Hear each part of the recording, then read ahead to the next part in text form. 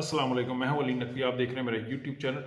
आपको आज थोड़ी सी इंग्लैंड की इमिग्रेशन के बारे में मालूमात दे देते हैं। जो इमिग्रेशन में क्या क्या तब्दीलियां आई हैं। इमिग्रेशन में मुख्तलिफ़ किस्म के वीज़े अप्लाई होते हैं, पाकिस्तान से, इंडिया से, मुख्तलिफ़ ममालिक से इंग्लैंड आने के लिए, जिसमें वर्क परमिट होते हैं, जिसमें स्टडी वीज़ास होते हैं और इसी तरह से हाईली स्किल्ड वीज़ा होते हैं।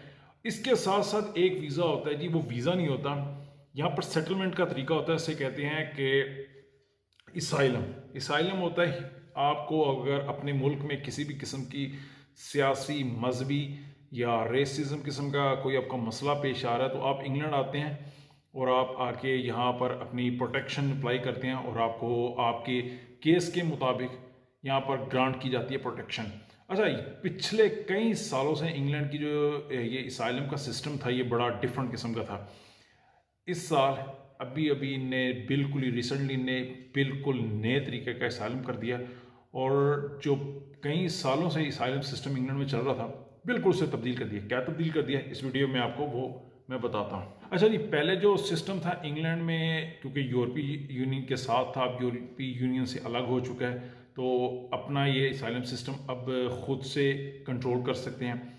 अच्छा, पहले ये हुआ करता था कि जो यूरोपीय सिस्टम था उसमें ये था कि आप अगर किसी भी यूरोपियन मुल्क में पहले दाखिल हुए हैं या किसी भी तरफ से दाखिल हुए हैं, तो आप जिस मुल्क में पहले दाखिल होते थे वहाँ पर आप सेफ कंट्री में आप इसाइलम करते थे।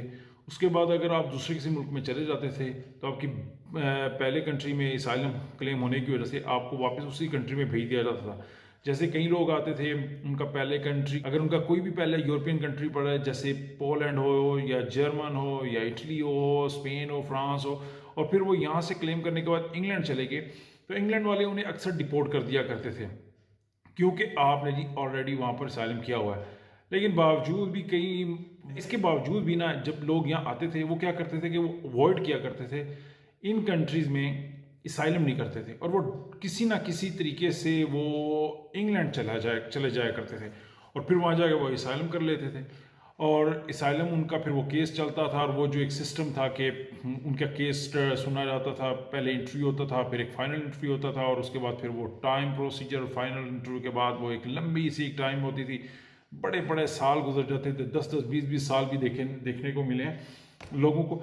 लेकिन उनने अब क्या किया जी, बिल्कुल सिस्टम तब्दील कर दिया। तब्दील ये हुआ है कि अब अगर किसी बंदे ने, अच्छा, फर्स्ट ऑफ ऑल जो बड़ी तब्दीली, मेजर तब्दीली की गई है वो ये है कि अब वो आपको, अगर आप इंग्लैंड में इलीगल चैनल से आप इंटर होंगे तो वो आपको इसाइलम नहीं देंगे।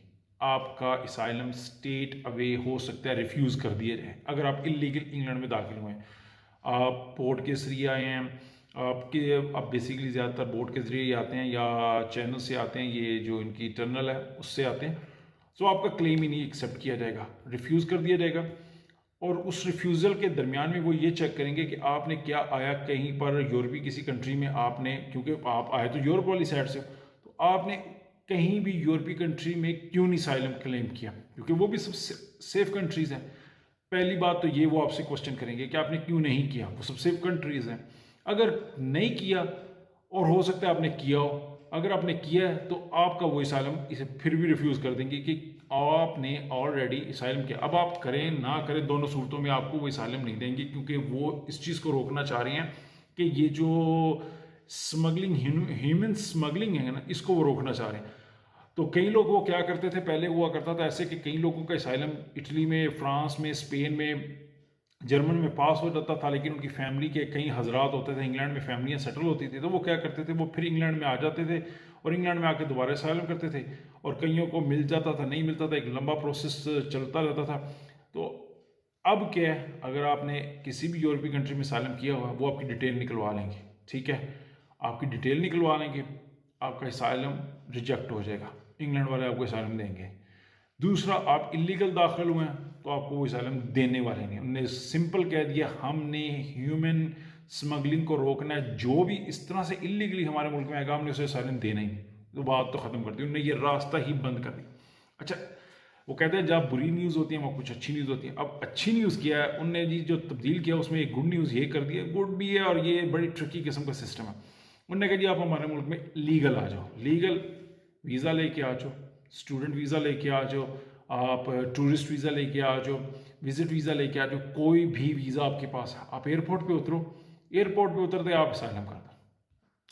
अब आप जब असाइलम करेंगे ना, आपको ये जी वहाँ पर उसी वक्त सेम डे आपको ये दे देंगे, क्या आपको इजाज़त दे देंगे वर्क की।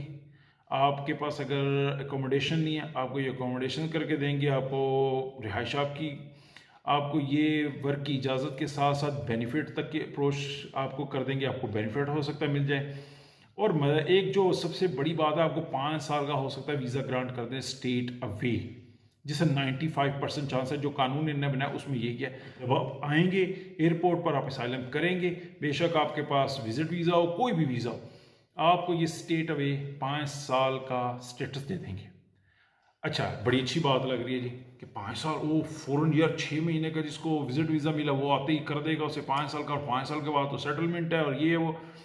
इस दौरान बड़ा एक ट्रिकी जो चीज़ है जो बाद में होगी, ये 5 साल के बाद आपसे ना पूछेंगे कि आपके मुल्क में हालात क्या हैं, और बिल्कुल एक नया सीन सारा क्रिएट किया जाएगा, सारे प्रोसीजर को दोबारा किया जाएगा। आपको कोई स्टेटस नहीं देंगे ये 5 साल के बाद भी। ये नहीं होगा कि आप 5 साल के बाद परमानेंट इंडेफिनेट लेके बैठ जाएंगे, नहीं, ऐसा कुछ नहीं होगा, दोबारा से होगा। ये एक लंबी एक गेम है।